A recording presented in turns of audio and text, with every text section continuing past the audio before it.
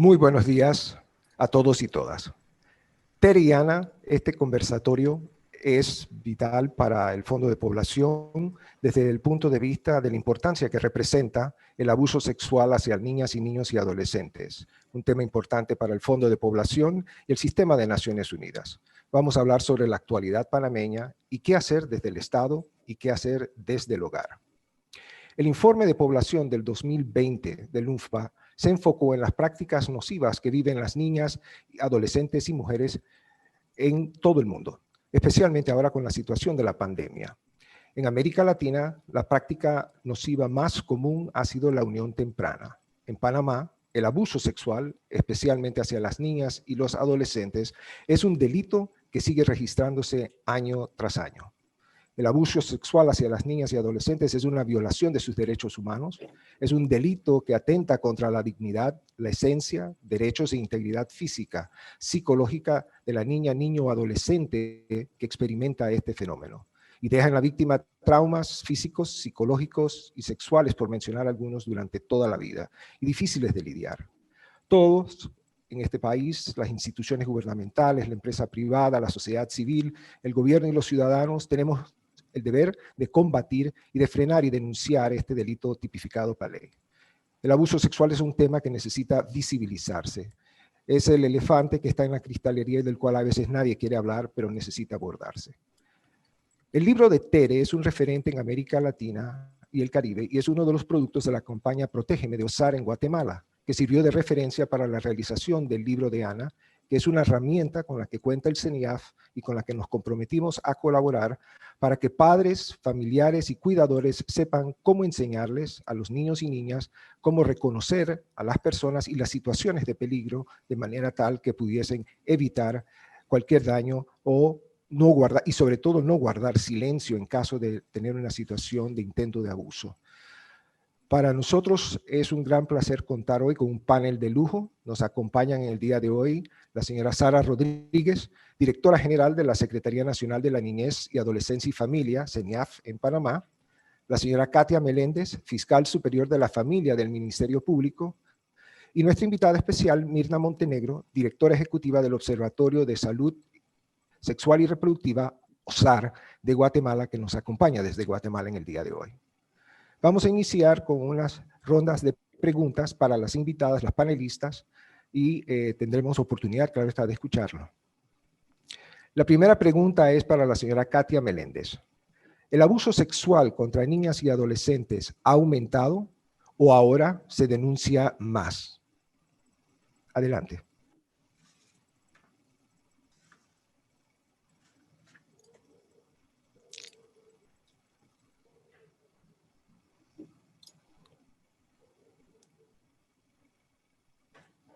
¿Se aprecia?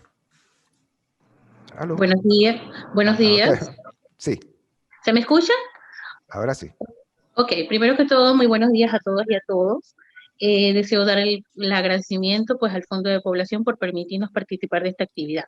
Con relación a la primera pregunta, debemos señalar que según las estadísticas del Ministerio Público, basándonos en un comparativo de los años del primer semestre del año 2018, 2019, 2020, el año 2020 ha reflejado una disminución en las denuncias, y esto es importante señalar, que ha recibido pues, el Ministerio Público a nivel nacional. Específicamente hemos tenido una disminución de un 25% de las denuncias recibidas. Lastimosamente esto no nos permite bajo ninguna circunstancia afirmar que los delitos sexuales han disminuido. Nosotros pensamos que ha habido una disminución producto pues de la cuarentena que estamos viviendo en este país y que de alguna manera le impide a las víctimas pues la movilidad al Ministerio Público o a los distintos lugares donde pueda denunciar. De las estadísticas que nosotros llevamos, es importante reflejar que del año 2019 y el primer semestre del 2020, como un ejemplo, se registraron aproximadamente 9.252 denuncias de delitos sexuales, de las cuales el 85% de las víctimas eran menores de edad y el 87% de las víctimas eran mujeres. Ante esta situación, nosotros entendemos que cuando hablamos de menores de edad o de niños, niñas y adolescentes, entre ellos son más vulnerables aún porque tienen más limitada su su capacidad de movilizarse y tienen más limitaciones para comunicarse con personas fuera del hogar o fuera del núcleo familiar, entendiendo pues que en nuestra experiencia de investigación de delitos sexuales, muchos de los delitos sexuales ocurren dentro del hogar o con personas muy allegadas al núcleo familiar. Entonces, en base a eso, no podemos afirmar, según nuestras estadísticas, que los delitos han aumentado, porque nosotros nos basamos específicamente en las denuncias. Sin embargo, quiero aprovechar la oportunidad para destacar que el Ministerio Público, a fin de facilitar el acceso a aquellas víctimas, ha habilitado cuentas de correo y números telefónicos para que las personas puedan presentar la denuncia. Muchas gracias. Muchísimas gracias. La siguiente pregunta es para nuestra invitada, la señora Sara Rodríguez. ¿Qué iniciativas o programas tiene la CENIAF para que los niños, niñas y adolescentes vivan seguros y libres de abuso sexual?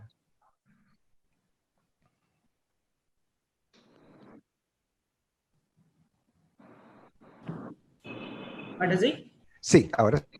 Muchas gracias. Muy buenos días a todos. Nosotros desde la Secretaría Nacional de Niñez, Adolescencia y Familia estamos utilizando la herramienta preventiva que es el libro de Ana. El libro de Ana es una guía para la prevención de la violencia sexual contra niños y niñas, que está compuesta por un video, una guía metodológica, un libro de pintar, que también es libro de pintar en digital, o sea, descargable, y 8 cápsulas educativas.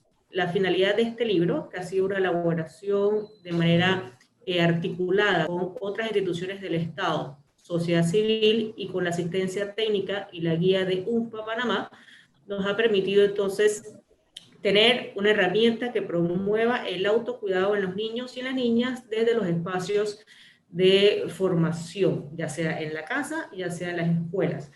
El libro de Ana presenta entonces una manera lúdica de enseñar a niños y niñas a identificar posibles situaciones que pongan en riesgo su vida y su integridad a través del autocuidado, el enseñarle al niño a identificar situaciones de riesgo, situaciones que le incomoden, situaciones donde pueda pedir ayuda y cómo pedir ayuda.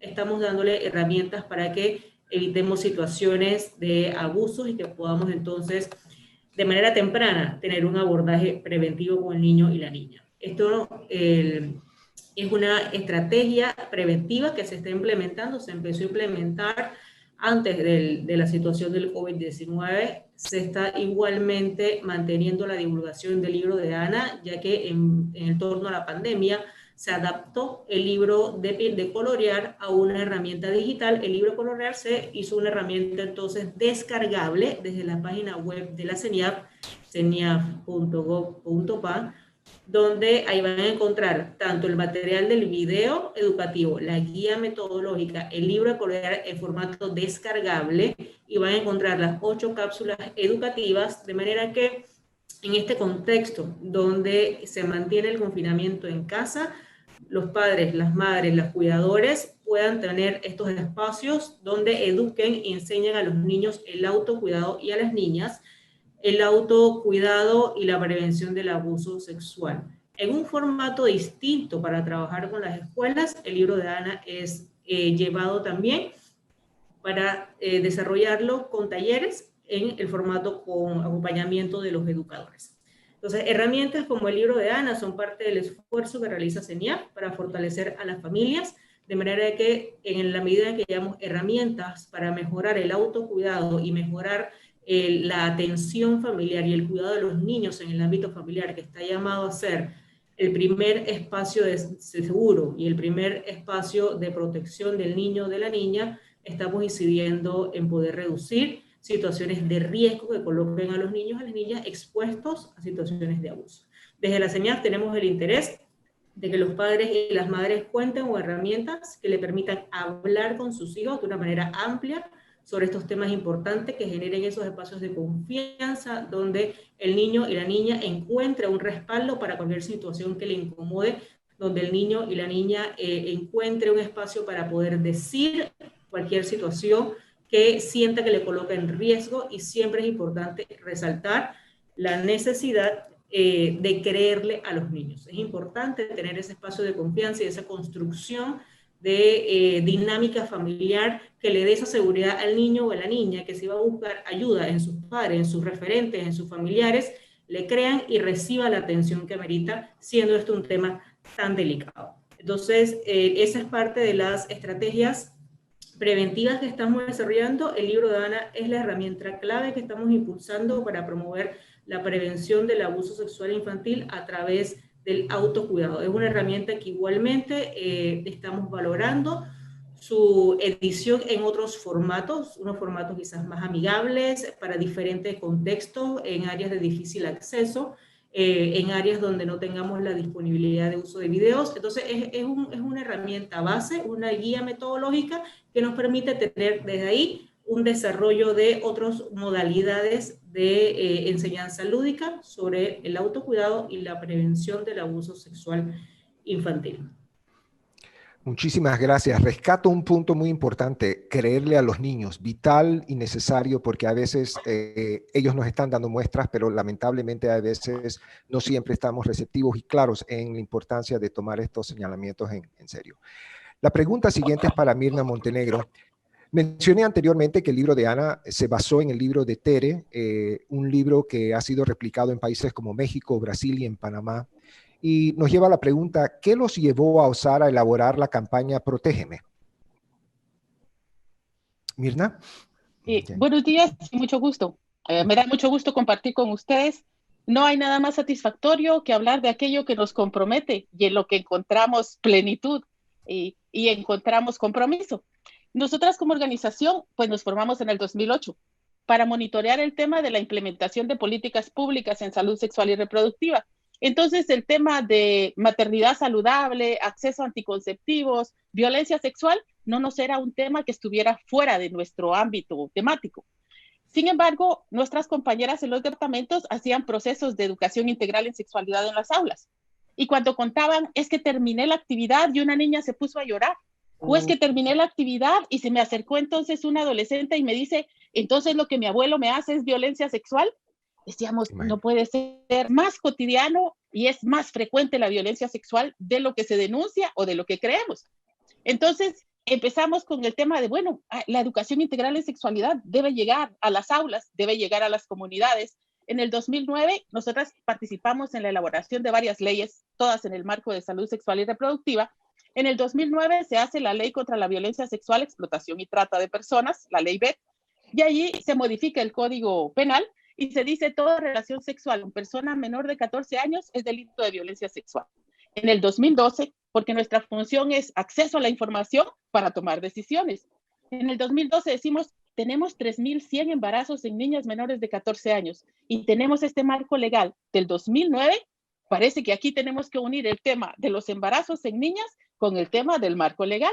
Y empezamos todo un trabajo con Jota, con la Secretaría de SBET, con el Ministerio de Desarrollo, Salud, Educación, porque realmente es un problema que tienen que abordar varios sectores. Hicimos una mesa para definir una ruta de atención integral.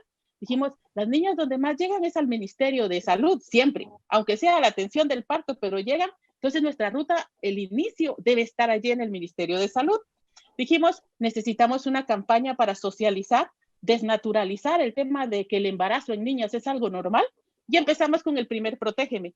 El primer Protégeme era Protégeme del embarazo y 9 mensajes claves. Este es el marco legal. Si una niña embarazada llega al servicio, tiene que denunciar al Ministerio Público y tiene que avisar a la PGN, porque hicimos estudios y en muchos casos la violencia sexual era infringida por el papá de la niña, el abuelo de la niña. Entonces iba a haber conflicto de intereses en el marco de la denuncia y le damos seguimiento.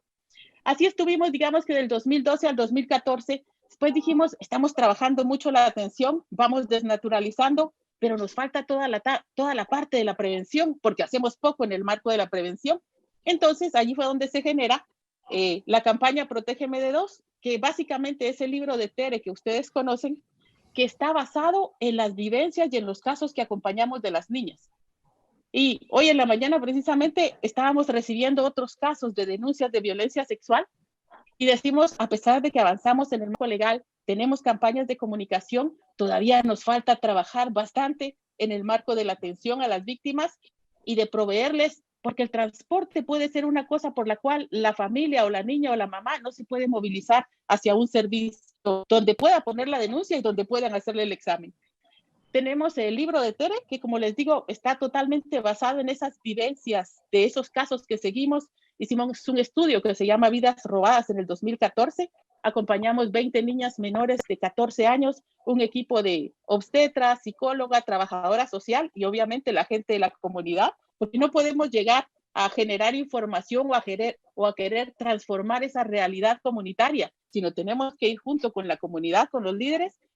Y en esas 20 historias se repiten otra vez los casos, las mismas circunstancias. Al libro de Tere y al libro de Tere han seguido dos más. Que es el libro del papá y la mamá de Tere, porque realmente las familias tienen que reconocer y saber qué es lo que pasa. Y lo otro que teníamos mucho era, ¿por qué solo las niñas? Y decíamos, es que el 90% de los casos se dan en niñas, tenemos que priorizar en ellas primero, y después sacamos el libro de Sebas, que es lo mismo de Tere, solo que en el marco del niño, y aquí agregamos el tema del bullying y del acoso hacia las niñas. Únicamente. Muchísimas gracias. La pregunta ahora para Katia Meléndez. ¿Qué tipos de delitos sexuales reconoce la ley panameña en el contexto nacional?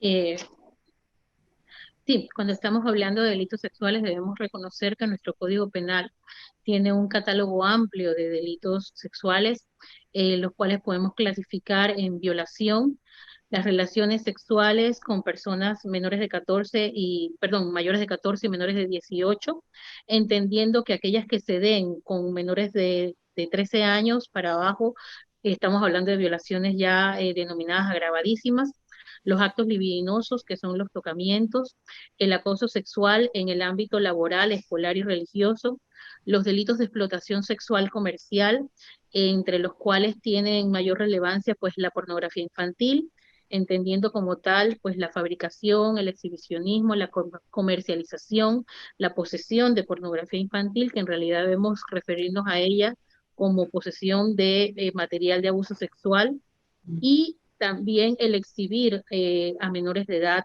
material pornográfico, el exhibicionismo de menores de edad, el turismo sexual, la corrupción de menores de edad. Interesante, amplio y variado definitivamente. Sí, definitivamente el catálogo es bastante amplio y dentro de cada una de estas clasificaciones existen variables y agravantes. Bueno, muchísimas gracias. La siguiente pregunta es para la señora Sara Rodríguez. ¿Por qué hay tanto desconocimiento entre los ciudadanos sobre los derechos y garantías que tienen los niños, niñas y adolescentes? Es una pregunta muy interesante y me da el espacio para hacer un marco de antecedente y dejar el mensaje de la necesidad de establecer una reflexión conjunta, ¿no? Y es en torno a la aplicación de la Convención sobre los Derechos del Niño de manera integral y holística en todas las áreas del Estado panameño, entiéndase, en el término más amplio Estado. Es decir, tanto en espacios gubernamentales como en espacios de sociedad civil, como en el espacio familiar y en los diferentes espacios comunitarios. ¿Qué quiere decir esto?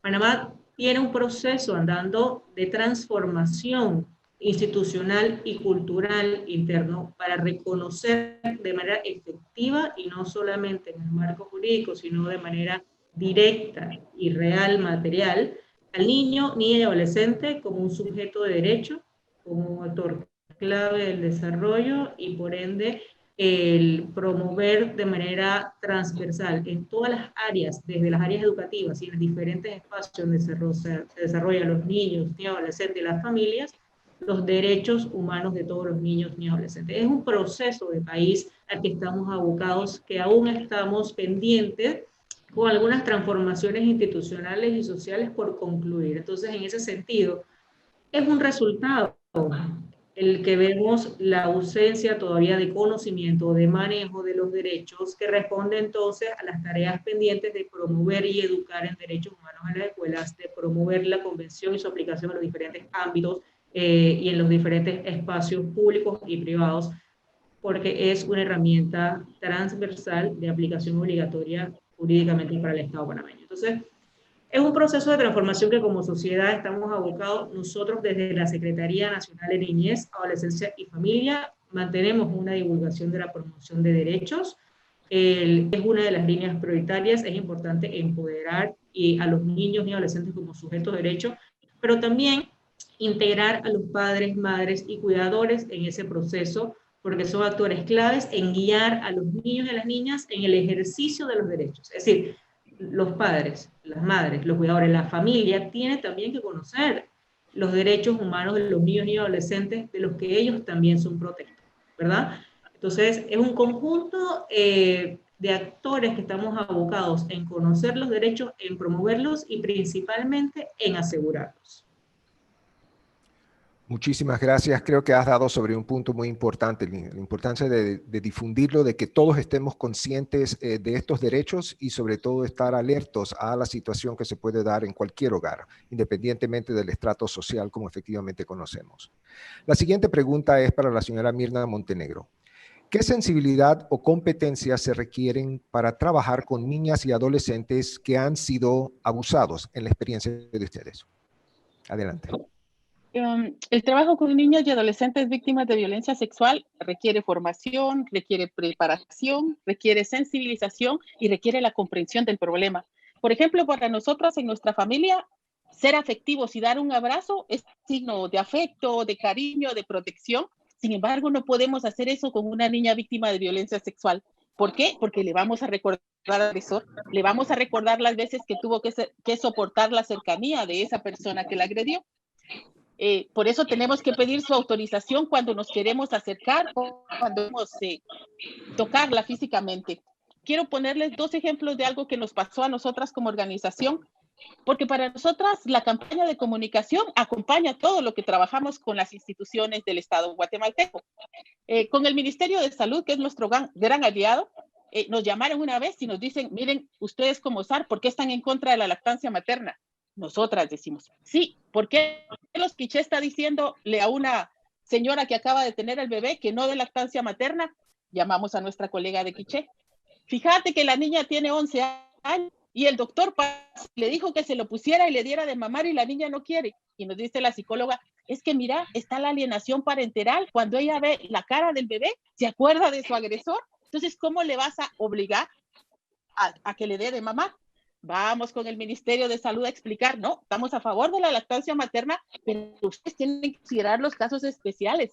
No pueden pasar una visita en la ginecología y decir, la señora de la cama 13, cuando la niña tiene 10 años, porque ni siquiera tenemos un área específica para tratar los casos, si no se trata, pareciera que la maternidad de una vez se convierte en una persona adulta. Se acabaron derechos de niño y de adolescente y pasaste al gremio de las mujeres madres, lo cual es algo que hay que trabajar con el personal.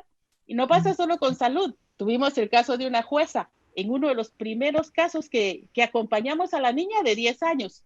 Y la jueza hace la audiencia y le pregunta a la niña, ¿le estás dando de mamar a tu bebé? Y responde la mamá, porque las mamás ocupan una función especial en esto de la atención de las niñas. Y le dice, fíjese que no quiere. Y la jueza le responde, estás violando el derecho de tu hijo de recibir lactancia materna. Entonces, quiere capacitación y formación, pero en nuestra experiencia requiere también mucha sensibilización y mucha comprensión en relación al problema. Se podría decir que se requiere personal como capacitado y especializado, pero en Guatemala, con 23 idiomas, con la distancia que hay de las comunidades, lo que hemos hecho es la formación de maestras, psicólogas, bajo grupos de autoayuda, y es muy interesante ver cómo estos grupos de autoayuda, 8 o 10 niñas o adolescentes madres, trabajado a través de la teoría género sensitiva, se dan cuenta que no es sola, hay otras niñas que han pasado las mismas vivencias y logran empezar a superar o aprender a vivir con el trauma de la violencia sexual. Muchas gracias, doctor. Gracias a usted.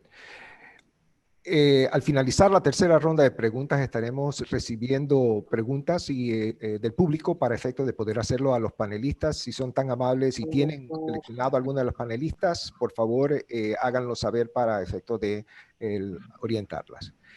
La siguiente pregunta es para la señora Katia Meléndez. ¿Hay evidencia sobre qué medida es más costo efectiva, la prevención, atención o el castigo? Bueno, es importante señalar que no conozco dentro de nuestra institución o a nivel de otras instituciones estudios que hayan tratado de medir esta situación. Sin embargo, pues en base a nuestra experiencia les puedo señalar que la mejor medida es la prevención. Esto es indiscutible y en ese tema pues son valiosas herramientas como las que estamos viendo hoy, el libro de Tere y Ana, son herramientas muy valiosas para los niños porque en la medida que eduquemos a nuestros niños vamos a obtener mejores resultados en este tema. Es importante señalar que cuando hablamos de atención, porque se nos pone pues en la pregunta lo que es prevención, atención y castigo.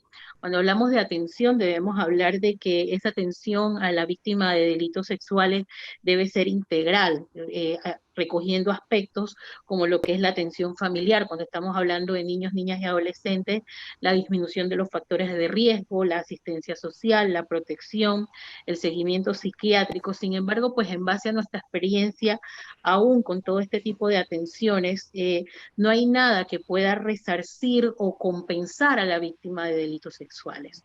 Cuando hablamos de castigo, pues los delitos sexuales en nuestro país, casi todos están tipificados y castigados con penas bastante altas. Sin embargo, pues cuando hablamos de una condena de tipo penal, vemos que esto tiene un costo para el Estado. Sin embargo, no existen programas de rehabilitación y a la larga tampoco, a pesar de que podemos hablar de que se hizo justicia cuando esta persona recibe un castigo, esto tampoco constituye un resarcimiento para la víctima. Entonces, en base a eso y a la experiencia que nosotros hemos tenido en la investigación de delitos sexuales, sabemos que lo más importante es evitar que nuestros niños, niñas y adolescentes sean víctimas de delitos sexuales, porque los daños que este delito puede causar en nuestros menores de edad realmente son irreversibles.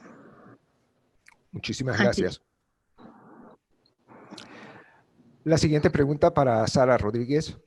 ¿Qué resultados espera lograr el CENIAF con la herramienta El Libro de Ana al trabajar con diferentes actores de la sociedad? Mira, principalmente la finalidad es la prevención. La finalidad es dotar a los niños y a las niñas de herramientas, de conocimiento para poder promover un llamado de auxilio oportuno, para reconocer cuando una situación les incomoda y que sepan que tienen derecho a poner alto esa situación y que tienen derecho a ser protegidos y pedir ayuda. Somos conscientes de que en la medida en la que promovemos el libro de Ana, promovemos espacios de diálogo sobre las situaciones de abuso sexual infantil en la comunidad, en la escuela, es probable que surjan nuevos casos. Es decir, es probable y sabemos que puede haber un número oculto de situaciones que estén pasando que no estén siendo comunicadas. Si por una persona adulta, en casos de violencia, se dificulta en muchos casos poder tener la disponibilidad de colocar la denuncia. Ahora imaginemos cómo es para un niño o una niña que está siendo víctima de una situación de esta o expuesto a una situación en la que se siente el riesgo. Entonces, si bien nuestro principal objetivo es apuntar a la disminución del abuso sexual infantil, es importante tener en cuenta que en la medida en la que informamos, comunicamos y abrimos espacios de denuncia, es posible que encontremos mayores denuncias.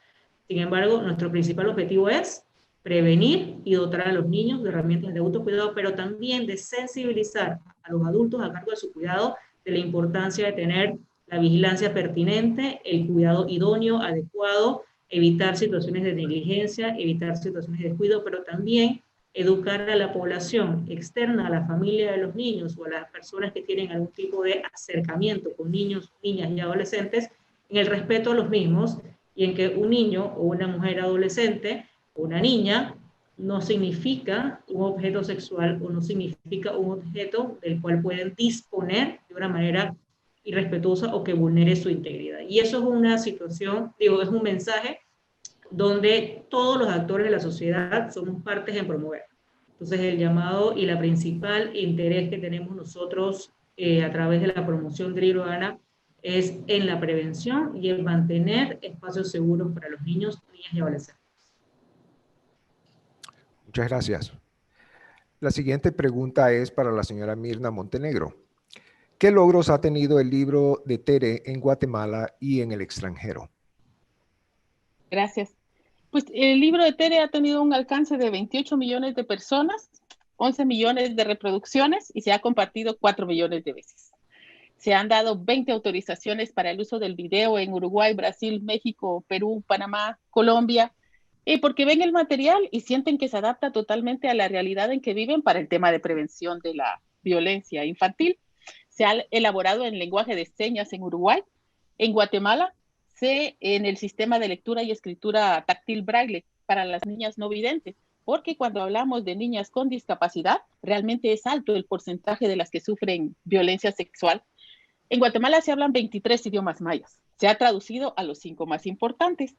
Está siendo utilizado en las escuelas radiofónicas, porque como está el video y tiene 8 mensajes claves, cada mensaje clave dura 1 minuto, eso da la facilidad de adaptar la metodología a diferentes audiencias. Dentro de la pandemia que vivimos como mundo por el COVID-19, pues los sistemas educativos se han vuelto virtuales. Ahorita estamos trabajando con el Ministerio de Educación para que dentro de su programa del aula en casa para niños de preprimaria y de primero a tercero pueda utilizarse el libro de Tere y el libro de Anas como las informativas dentro del currículo de contenidos. El éxito o los buenos resultados, nosotras creemos que es porque está basado en las vidas de las víctimas, porque sitúa a la familia y a las personas en el rol protector que le toca. Y créanme que con esta campaña, hemos hecho campaña, pero también hemos hecho mucho trabajo de diálogo político y de sentarnos y de discutir, porque una cosa es lo que se decide a nivel central y otra lo que pasa en las comunidades y otra lo que viven las niñas y los niños víctimas de violencia sexual. Entonces, este material nos ha servido para sentarnos y decir, bueno, Ministerio de Educación le toca, Ministerio de Salud le toca, y el sistema de justicia, que a veces es complicado para nosotras, es más complicado para las familias, entender cómo funciona, también ha permitido el espacio de interlocutar con los diferentes actores. Hemos visto también cómo las niñas toman el libro de Tere y se sienten Tere y repiten los mensajes, sí, esto tengo que hacer, esto dice Tere. Las mamás, tías, abuelas nos piden el libro como un regalo especial para sus niñas. Hasta estamos pensando hacer muñecas que se llamen Tere, para de esa manera hacer como más físico el contacto y no solo el libro o el video. Las campañas fueron realizadas por Xiomara Campos, quien es una comunicadora experta, pero yo creo que más que comunicadora experta, es una persona comprometida con la erradicación de la prevención de la violencia sexual. Muchísimas gracias. Rescato de manera muy interesante el aspecto de las diversidades de adaptaciones que han hecho con el tema de la traducción a los idiomas indígenas del país y también para el tema de la discapacidad, especialmente para los invidentes, que es un tema muy, muy importante y que es un grupo que no podemos perder de vista y como bien mencionabas, que muchas veces son el objeto de muchas de los afectados en estas situaciones de violación y de abuso sexual en menores. Tomaremos nota. De hecho, ahora pasaremos a las preguntas del público y algunas pues no tienen nombre específico, las voy a colocar y cada cual responderá. Pero rescato una donde preguntaba si iba a traducir el libro de Ana, en el caso en Panamá, en los idiomas Guna, Emberá y Nove. Así que es una tarea por realizar. Una de las preguntas que nos hace el público es ¿cómo puede resolver una madre que vive con el novio y la menor es vulnerable ante situaciones sexuales? ¿Cualquiera de los panelistas? Si me permite. Por favor. No, la pregunta no la comprendo muy bien sobre cómo puede resolver la madre, sin embargo entiendo que lo que quiere decir la persona es qué ocurre cuando la menor está siendo víctima de un delito sexual por parte de la pareja de la mamá. Pues evidentemente, me imagino que es esa la pregunta, ¿no? Sí, creo que sí. Definitivamente yo creo que lo más importante es que esta madre lo primero que tiene que hacer es presentar la denuncia y el Ministerio Público tomará las medidas de protección a favor de la niña, que lo más probable sea desalojar al agresor o al abusador del hogar Y si vemos que no es la madre la que presenta la denuncia, entonces es importante que cualquier persona que conozca de la situación lo ponga en conocimiento del Ministerio Público, porque todos tenemos un compromiso de protección con nuestra niñez. Este tipo de delitos, es importante señalar, son perseguibles de oficio, no tiene que haber una denuncia en específico. De cualquier manera en que se ponga en conocimiento del Ministerio Público, ya sea por una llamada telefónica, a través de un correo, nosotros vamos a accionar. Muchísimas gracias. ¿Alguien más quisiera comentar? A mí me gustaría pasar un poco la experiencia que nosotras hemos tenido. Pienso que la campaña del libro de Tere o el libro de Ana es una buena oportunidad para que las mujeres vean que puede suceder y que sus hijas podrían ser vulnerables. Lo otro es, demos datos estadísticos. Cuando uno ve que el 90% de los agresores están dentro de la casa de las niñas, en el caso de Guatemala, que el 30% solo pueden ser los papás de las niñas, y el libro que tenemos del papá y la mamá, te dicen, va a llorar, puede empezar a orinarse en la cama, puede no querer nada y demás. Entonces, yo creo que como esto tiene que ver un poco con patriarcado y con las funciones que nos asignan a las mujeres y también ver el aspecto económico. Entonces, tendríamos que, para las mujeres que podrían sus hijas ser víctimas de violencia sexual, primero hay que abrir la posibilidad de que pueden ser víctimas para estar atentas. Después hay que abrir la posibilidad de que puedan denunciar. Ahorita, por ejemplo, con la pandemia es difícil para las mujeres, no hay recursos económicos, no hay transporte. Entonces, en alguna medida las instituciones tienen que facilitar el tema de la denuncia. Y después, en el caso de Guatemala, logran la denuncia y después el sistema como que se va trabando. Se pone la denuncia y no pasa nada, ni con el agresor, ni con la familia. Y muchas veces las niñas, sus mamás viven situaciones de mucha pobreza. Entonces, el tema de dar protección social para que puedan por lo menos solventar sus necesidades básicas de alimentación y vivienda, creo que también hay, como estamos desnatando el tema de la violencia y mostrando que puede haber dentro de la casa, porque también para la mujer es difícil pensar que el hombre con el que convive o el papá de su niña sea el agresor. Entonces tenemos que facilitarle la información, formas de denuncia y formas de protección, pienso.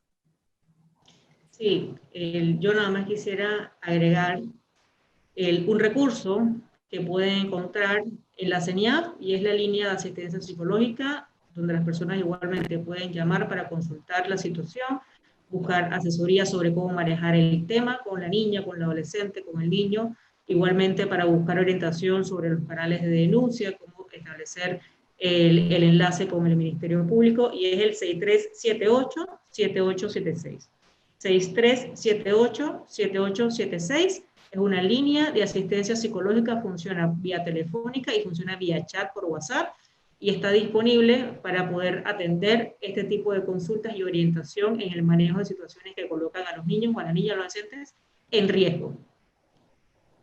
Muchas gracias. Y casualmente la siguiente pregunta va en línea con eso, porque pregunta, en las situaciones de las niñas embarazadas como resultado de abuso sexual, ¿qué coordinación tienen las instituciones responsables en la atención de estos casos, CENIAF, MINSA, MIDES, INAMU y Ministerio Público, para ejecutar el derecho que establece la ley, que está en las normas de salud y que es interrumpir el embarazo?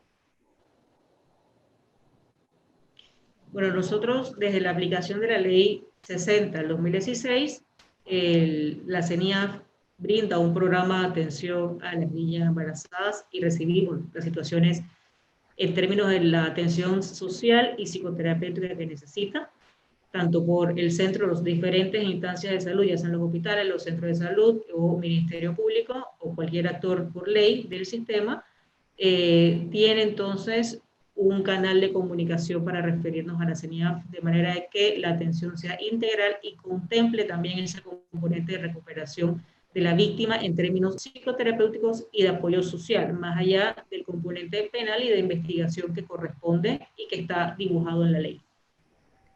Muchísimas gracias. Otra de las preguntas que nos llega, una vez sucede el acoso sexual, ¿cuál es el procedimiento? ¿Se le da un kit de violación? ¿Por qué se le está obligando a las niñas embarazadas a tener el bebé? En vez de explicarle la opción de abortar en base a la ciencia y cómo agilizar el proceso para que el aborto sea legal por ser producto de la violación. Bueno, es importante señalar que nuestra ley establece que el aborto producto pues de una violación debe ser autorizado, pero nosotros tenemos hasta un periodo específico que son los 2 primeros meses, y en muchas de las ocasiones cuando la madre se percata o presenta la denuncia o el Ministerio Público se percata de que la menor está embarazada, que es Avanzada. cuando refleja que ha sido víctima pues de un abuso sexual, ya ha transcurrido ese tiempo que nos permite la ley para poder autorizar el aborto. En estos casos, pues nosotros redirigimos la niña también pues, al Ministerio de Salud y también a la CENIAF para poderle dar alguna atención integral ante la situación que se presenta. Muchísimas gracias. Muy importante el tema de los meses que debe tener, el número de meses. Sí. Otra de las preguntas: si el Código Penal de Panamá por tener relaciones sexuales con una niña menor de 14 años es violación, en una niña de 12 años embarazada, ¿el embarazo en sí mismo no es prueba de violación? Preguntan. Independientemente de quién sea el presunto violador, independientemente de quién señaló la niña. Sí, todo tipo de actividad sexual con una niña que no ha alcanzado los 14 años se considera una violación agravadísima. En estos casos, independientemente de quién sea la persona que ha provocado ese embarazo, nosotros procedemos y definitivamente, pues, que tanto el embarazo como en otras ocasiones que nos percatamos cuando el Ministerio de Salud nos notifica del parto de la niña, entonces nosotros procedemos con la investigación y a buscar pues la sanción de la persona responsable. Muy bien. Aquí hay una pregunta interesante o una observación. Dice, ¿no se requiere, además de estos programas y materiales, una regulación estricta de los contenidos de medios, televisión, digital y programas musicales para disminuir la contaminación e incitación a sexualizar al niño y al adolescente, tomando en cuenta que muchos de los videos musicales son relacionados con temas o cantados alrededor de temas sexuales? La pregunta es abierta, claro está.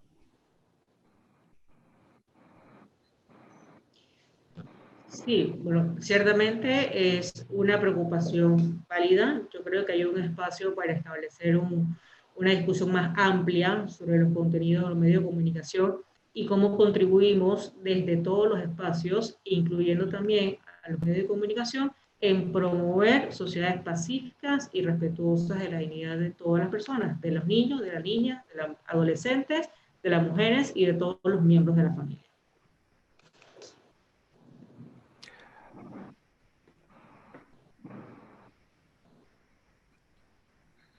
¿No? Tal vez pienso que podríamos establecer prioridades. Un poco la historia, como nos pasó a nosotras, es que había que traer el tema del delito y el tema de los embarazos, o sea, poner la información y poner el marco legal. Y empezamos a trabajar con eso para el tema de la atención a las niñas que ya son víctimas, están embarazadas muchas veces, y que, como bien decía la licenciada, llegan a veces a la atención del parto a los hospitales sin que haya denuncia y a veces sin saber que están embarazadas. Después de eso, había que establecer, nos falta el tema de la organización de las instituciones y nos falta la coordinación y luego nos falta el tema de la prevención. Pero, digamos, si hablamos de medios de comunicación, ¿cómo hacemos para establecer lo que un adolescente o una adolescente ve en el celular? Si con esa tecnología vivimos y más en esta época, bien difícil tratar de establecer como la censura o los límites de cuánto ves o cuánto no ves. Nosotros le apostamos al tema de la prevención con el empoderamiento de las niñas, las adolescentes, los jóvenes y a la prevención en el marco familiar. Uno quisiera una mamá, un papá y una familia integrada, pero la realidad es que las familias no son así como nos han idealizado a la familia. Entonces, bajo esas circunstancias, tenemos que trabajar. Me parece que sí es importante lo de los medios de comunicación, pero va como a mediano o largo plazo, mientras que lo otro de lo que conversamos son acciones como bien puntuales, concretas y que van a favorecer inmediatamente a las víctimas o prevenir que hayan víctimas. Muy bien. Aquí nos entra una última pregunta. ¿Qué sucede si una menor sufre un delito sexual, decide denunciarlo, pero no tiene el soporte de algún adulto? ¿Puede realizarla sola ante el Ministerio Público? Sí, es importante señalar que no requiere, el Ministerio Público no requiere específicamente de una denuncia. A nosotros nos basta el simple conocimiento del hecho, nosotros podemos actuar de oficio. Y en muchas ocasiones es cierto que la menor está siendo abusada, sobre todo cuando se da dentro del ámbito familiar, no consta con ese apoyo familiar para presentar la denuncia y participar de la diligencia. En estos casos, para nosotros es importante ponerlo en conocimiento de los juzgados de niñez y adolescencia para abrir un proceso de protección a favor de esa menor. Pero es importante recalcar que desde el mismo momento en que el Ministerio Público tiene conocimiento de un hecho de delito sexual, sobre todo cuando estamos hablando de un menor de edad, nosotros vamos a accionar. Muchísimas gracias. Bueno, como todas las cosas buenas llegan a un final, lamentablemente, este muy interesante conversatorio por aspectos de tiempo debemos finalizar y cerrar, no antes sin agradecer el panel de lujo que hemos tenido y la importancia de divulgar y dar a conocer estas herramientas que nos ayudan tanto a los padres, a las instituciones, a todos los actores para la prevención del abuso sexual en menores. Sin más, por parte del Fondo de Población, les doy las gracias a todos por su participación y que pasen un muy buen día. Y muchísimas gracias a la Cámara del Libro de Panamá por su apoyo en la divulgación de este evento. Gracias.